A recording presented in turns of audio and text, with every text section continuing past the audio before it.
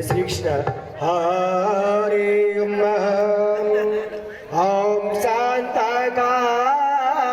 भुजगशयनं पद्मनाभं सुरेश्वरं विश्वाधारं गगनसदृशं मेघवर्णशोभांगमं लक्ष्मीकान्तं कमलनयनं योगवेद्यानगम्यं वन्दे विष्णु भवभयहरं सर्वलोकैकनाथं सच्चिदानन्दरूपाय विश्वोत्पत्त्यादिहेतवे तापत्रविनाशाय श्रीकृष्णाय वयं नमः।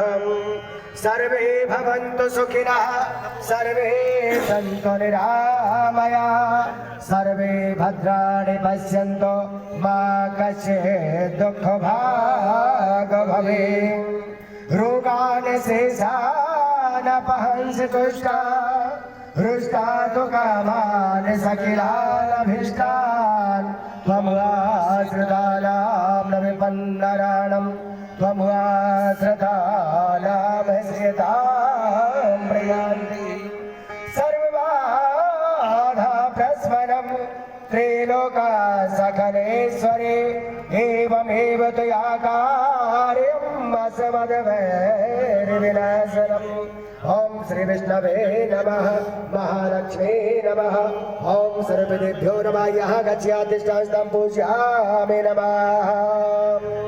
आइए माँ लक्ष्मी और श्री विष्णु भगवान को याद करते हैं और लेते हैं शुभ आशीर्वाद। हरि ओम श्री विष्णवे नमः।